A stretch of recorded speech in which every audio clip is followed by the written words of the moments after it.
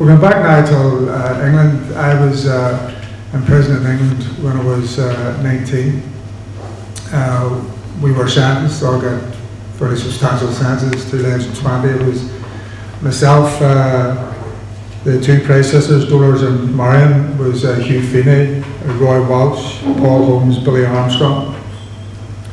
And we went on hunger strike as we were sentenced. It was on, I think it was the 14th or 15th of November 1973, and ironically, or probably not ironically, they probably picked the day of sentences. It was the day that Princess Margaret was getting married.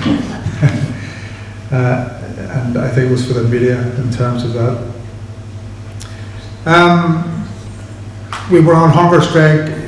When Tom Mice, it's important to say, when Tom Mice was killed, which is basically what happened to him, they put the tube, not to explain this in a wee minute, they put the tube down the wrong way and the food went into the lungs. And he was only 5 days in the hunger strike. And the huge reaction to his death stopped force feeding on the island of Ireland forever. To my knowledge, it has never been used again since then. And this is something like 55, 56 years later, and the British decided to use it against political prisoners in jails in England. I was in one with Scrubs, the others were in different jails because they had a dispersal process where you did not stay, you didn't have contact. I mean, one of the interesting things about this to me is I was in hunger strike where Michael Gough and Frank Stagg, they joined our hunger strike, and yet I never met them because they kept, even when we were shifting jails, it was their policy to keep us apart. It's very hard for people to get the concept of what hunger strike is about. They say, well, he said to me today, well, they must have been the hardcore. And I said, no, they weren't the hardcore. You don't know if you go on hunger strike whether you're able to complete it. You have to be determined that you go on hunger strike. You do not go on hunger strike to die. You go on hunger strike to pit your body, the value of your suffering, against a mighty force. And of course, in 1981 hunger strike, and indeed in our hunger strike, it was against the British government. And remember that political status had been won in 1972 through a hunger strike in the Crumlin Road. So this was just a couple of years later, and we went on hunger strike for transfer back to jails in Ireland, quite unreasonable. And if you look at any of these hunger strikes and the reason for them, they're all quite reasonable demands. But the British government, of course, were trying to criminalise Tom Ice, and they were trying to criminalise the hunger strikers in 80 and 81, and by I say criminalising them, of course, criminalising the whole struggle. So you go from the stakes, if you like, just get higher and higher. What we were on hunger strike for was, because political status already existed, was to be transferred back as political prisoners, not to be treated as criminals, transferred back to be with their comrades in arms in Irish jails. As I say, we were in separate jails. There was, just to go through the process, what happened was I was in hunger strike I can remember, it's in hunger strike 19 days when the doctor came down with the squad. Wormwood Scrubs at that time, before the Blacks, was the biggest prison in Europe. So they actually had a hospital in it, they had theatres in it, they had all of that. They kept me, and I don't take this personal, in the mental observation ward. It was the only place that had category A prisoners, but it was interesting in itself because of the characters who were there. Frankly, the ones who were in G2, which is what it was called in the hospital wing, should not have been in jail. A lot of them were suffering from mental disabilities and should never have been in jail. So you went through all that process. So the doctor came down and he said to me, okay, we're going to forcibly feed you in about half an hour.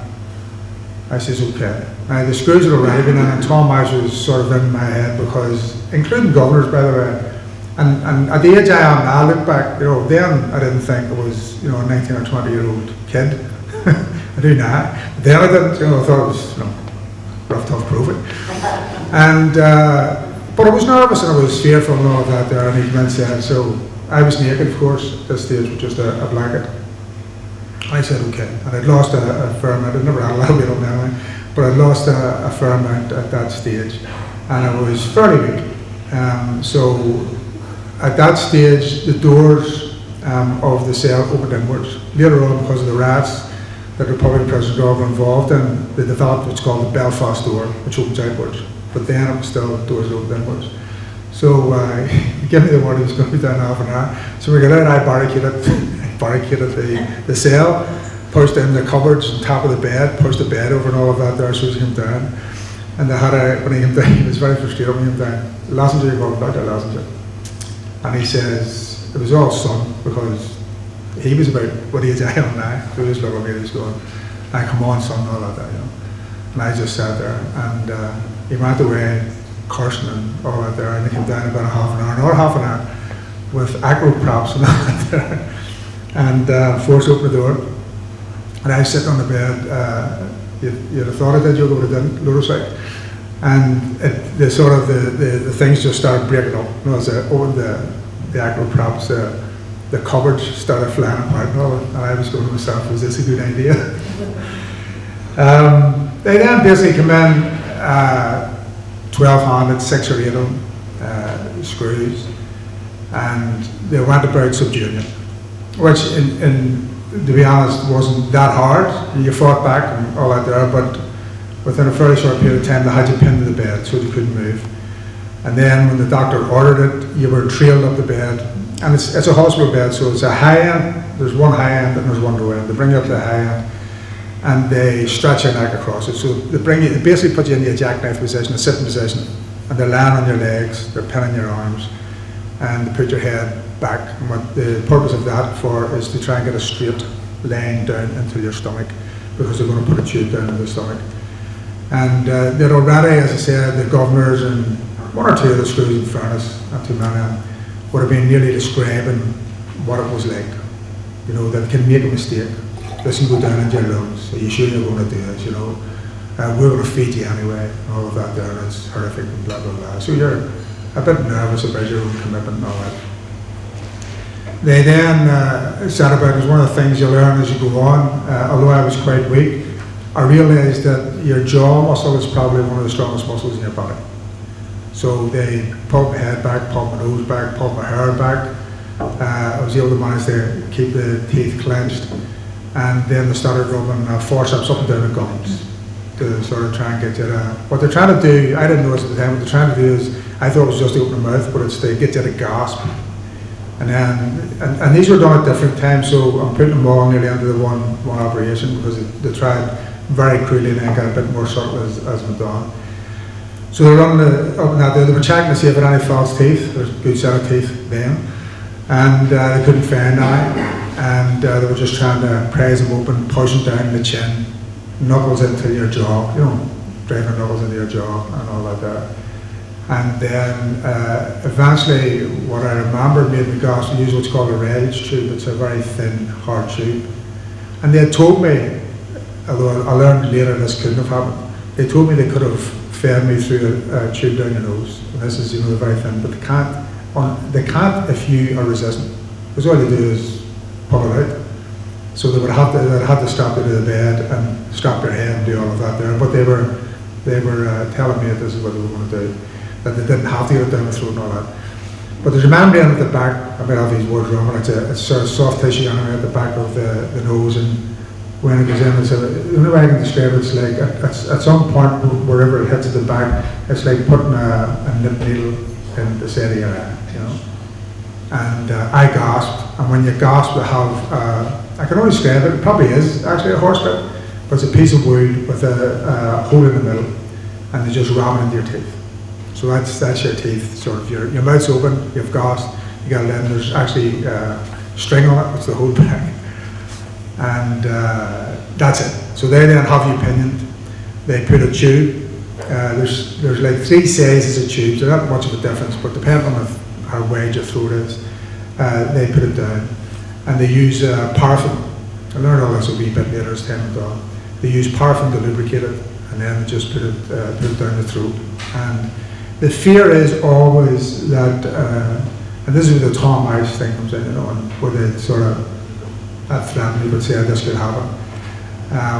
That's the point at which you're most fearful, because you don't know where the tubes can down. At the top of your throat there's a flap which goes left and right. One's to your lungs and the other one's basically to your stomach.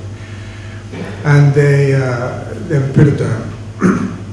And then they put a funnel on top of it, and they would pour a mixture of Complan, it's liquefied food, mixture of Complan and that down into your throat.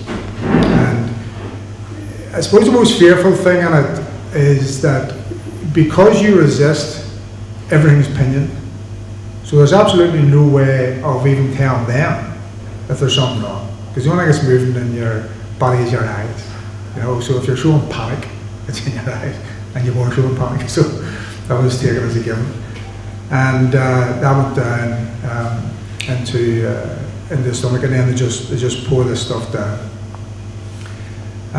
Some of the things, and that would happen, and then obviously if you're on hunger strike that length of time, I think they did Marion Price the same day and did Dolors the next day, to my memory anyway.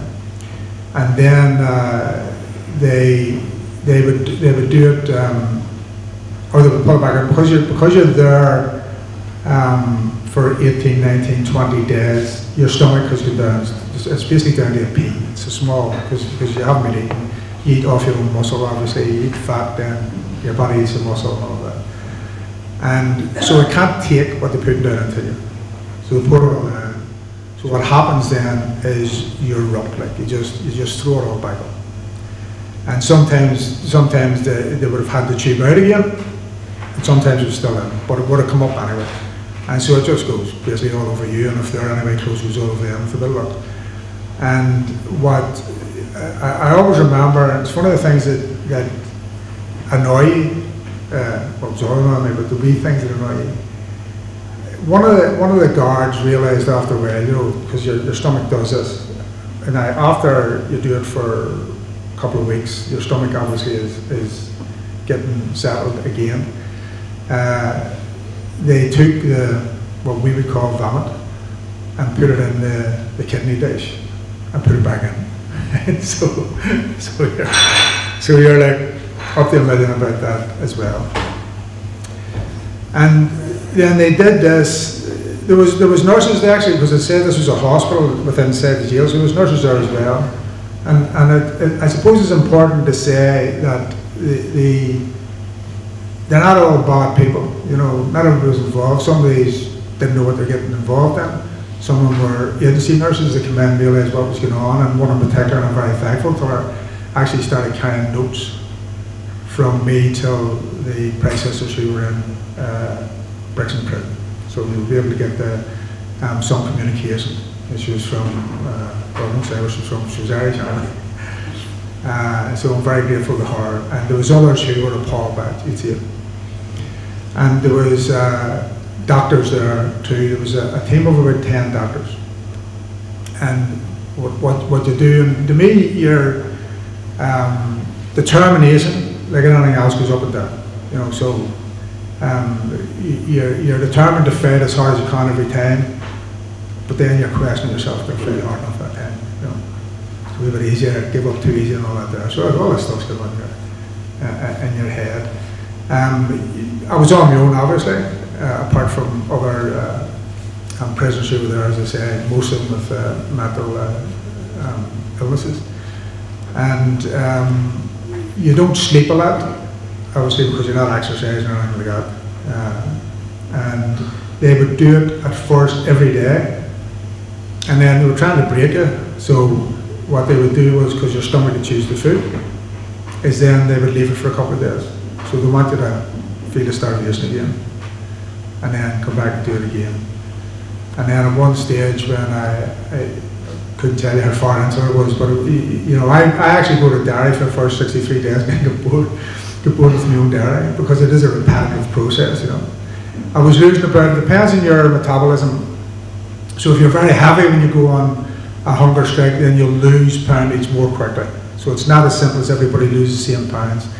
I wasn't that heavy, I was about 11 something stone, and I would have lost about a pound each day. So that's the way they would have calculated, and you know, you get weighed on a very regular basis. The other thing is they always put the food in 3 times a day right from the start of the hunger strike.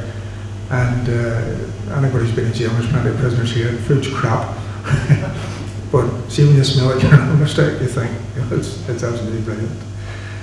One of the doctors who was in charge actually described what I was eating, and this has always struck me as something, you know, why did he even say it?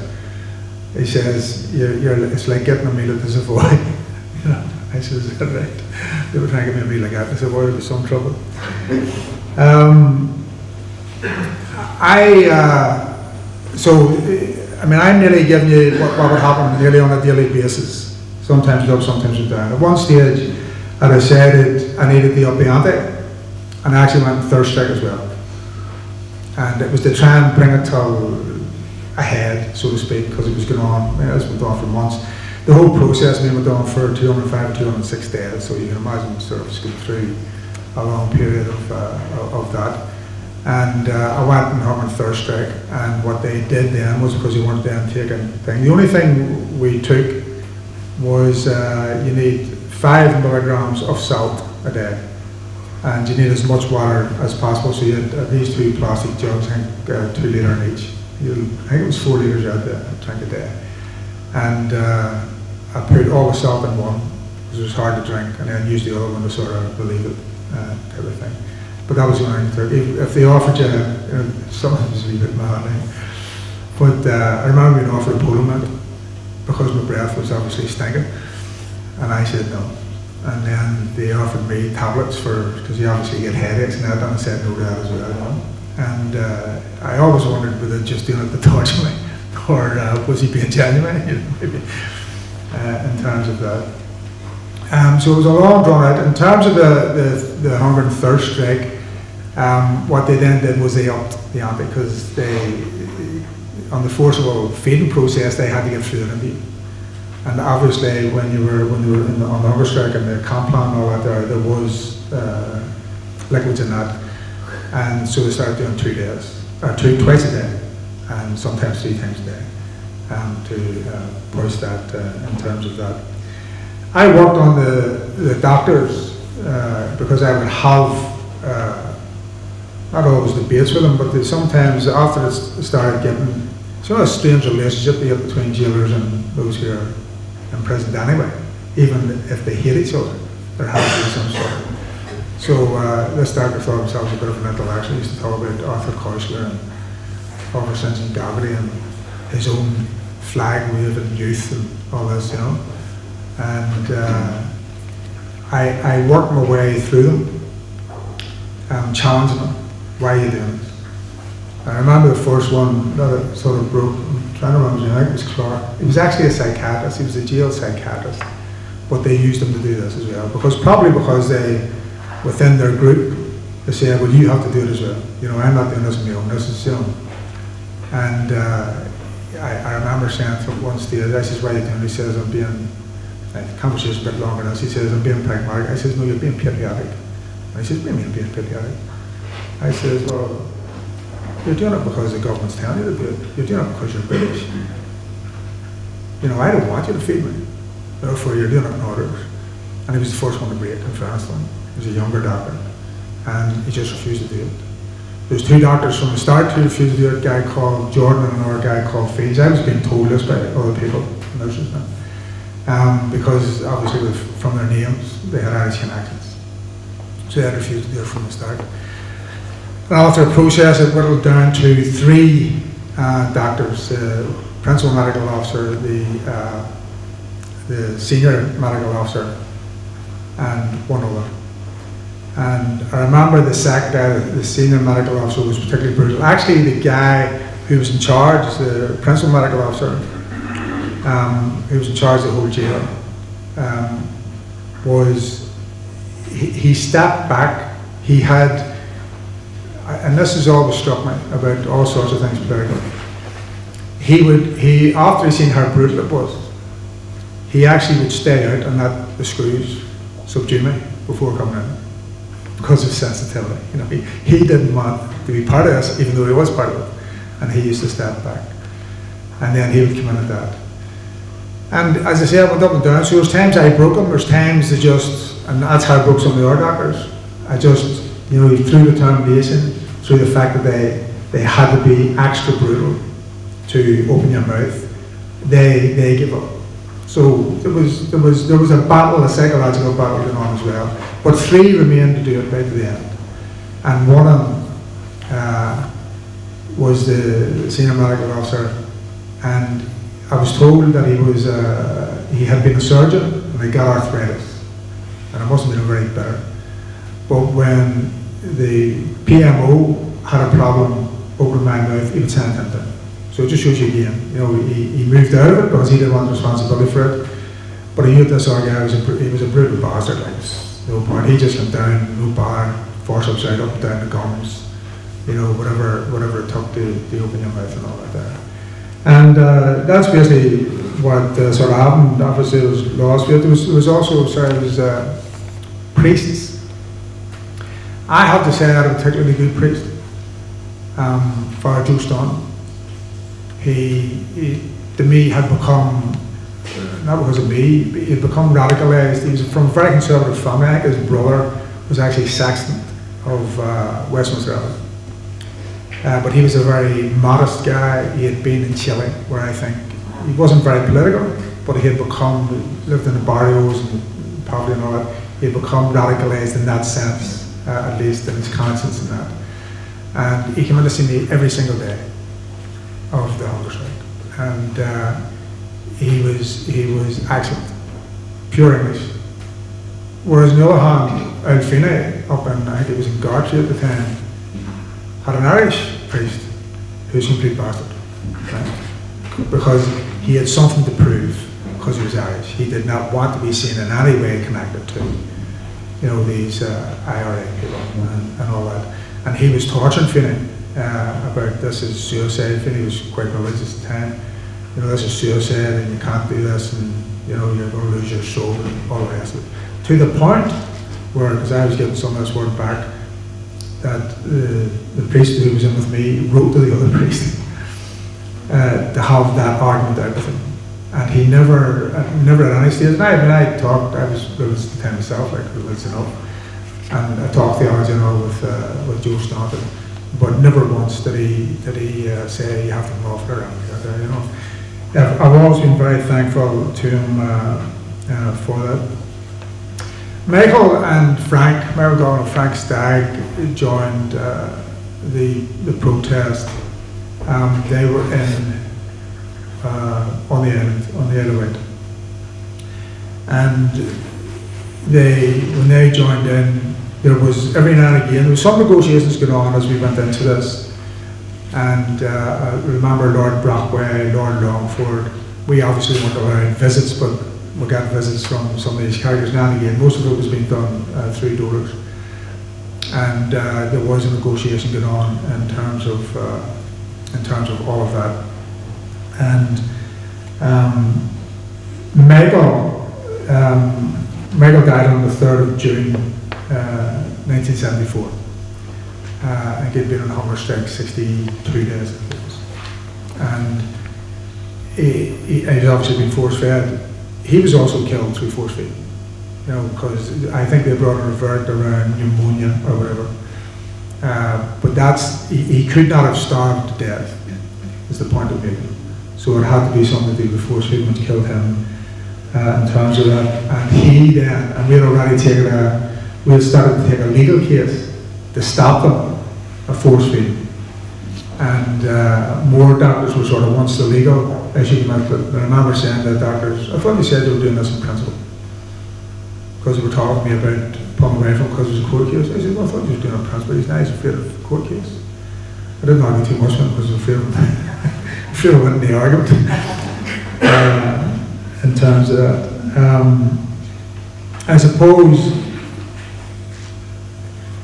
the divisions, the British went at it very, as they always have, and this is where I learned this sort of very early in my life, because it was to do with the hunger strike, that they set about making divisions in the public arena.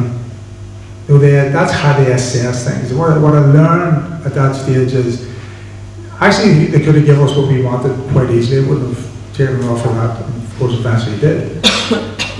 But if they can move from here to there in one step, they have a system, in my opinion, a political system, where they turn that into 1,000 steps. Doesn't matter if they give it, they still say, no, let's not give that, let's give that. That's the way they've always politically acted, I think, throughout their political life.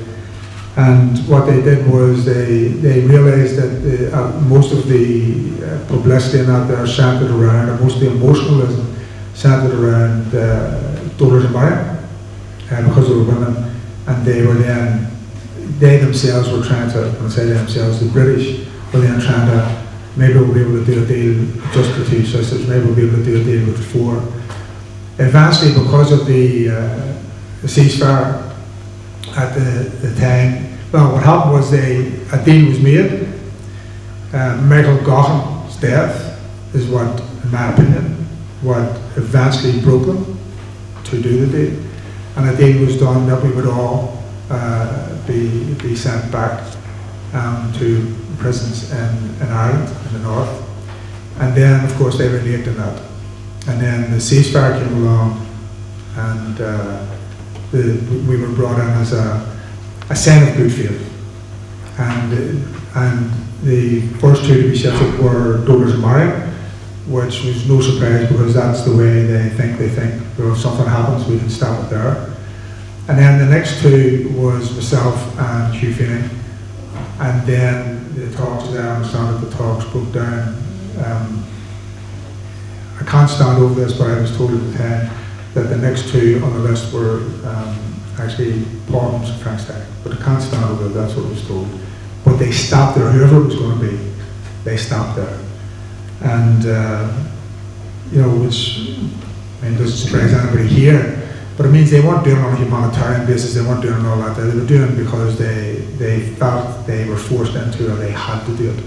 And then when it came to them trying something else, then they moved straight away. I suppose it's worth talking, because sometimes people look back or you talk this, and when I think how long ago it is, you have to convince yourself, that this is living history.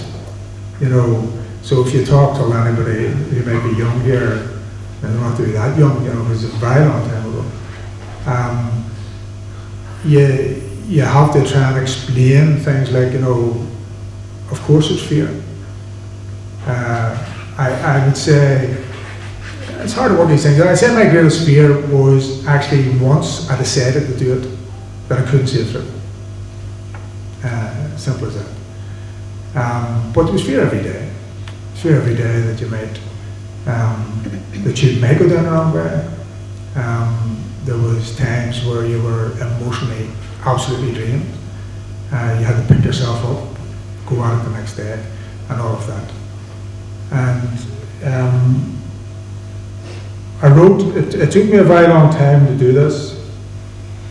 I think the other thing, and other hunger strikers have said this, I think, before, but just to put it on the record about this. When the Unionists and the Brits and everybody during the 80-81 hunger strike were saying these people are ordered on and they have to do it and all of that, it's such a ludicrous argument, that I still find it hard to think that people could actually believe it, that you can order somebody over a period of 60 into 70 days to die of hunger. But for the record, the leadership sent them to us to come off the hunger strike. And if you get to the point, agree or disagree with it, but if you get to the point where you decide, it's a very personal decision that I'm going to go on hunger strike, then even your leadership, because we said no, they said come off the hunger strike, we said no, we feel we have to see this through. And it's something that I think opponents and even historians out there don't actually understand, that whatever about the politics in it, that there is a personal commitment, that you have to give to yourself, not to anybody else. You have to give to yourself in terms of doing that. And I do think it's worth, putting that on the record. And the reason that the leadership, rightly so by the way, even though I was on a hunger strike, and I agree with them, right? That they take that position is because you're nearly for a period handing your struggle over to a hunger striker or a number of hunger strikers. And that's a very risky thing to do so that's why they were never up for it. They supported us, absolutely supported, and great support and all of that there, but their advice was not to do it in terms of all that. I was told later, because of sort of the descriptions I've done and people of my age might remember this, I never went through it, but I never seen it, but they used to do demonstrations with nurses and people, volunteers, God love them, would get up and do it because you go up without any knowledge. And then you simply cannot help, you don't have the act, you see. Somebody tries to put a rubber tube down your throat, you're going to vomit, you know. And they were very effective demonstrations, more so than anything else, because it was actually basically reenacting what was going on. And people understood that great. And we got massive support. It took me a long time. I always wanted to, I'll finish with this. I always wanted to try and describe, because of Frank and Michael, what it was like in a sort of public way. And I might be exaggerating to call it poetry, but sometimes I write some stuff I used to do for therapy, and I wrote some poetry now. And just last year, I ended up writing the longest poem I ever wrote. So I'm not going to read it, this is a bit loud here. It's nearly 40 verses, but it was a description of what, you know, because I knew what Michael or Frank would have been through before they lost their lives. And it's out there if anybody wants it, like I can get it to them, but it is quite a long thing. But, you know, as we're sitting here, they're using force feeding on political prisoners, not in England, maybe, but in other places. And it's to have some knowledge. I understand, I think they use it actually in Guantanamo Bay. So here's this civilized country using it on prisoners in Guantanamo Bay and all of that, and used it in other places. So I do think in certain ways, while it's, whatever it was, 46 years ago, that, or 43 years ago, that you think it's something in the past. It isn't. You know? So, good to be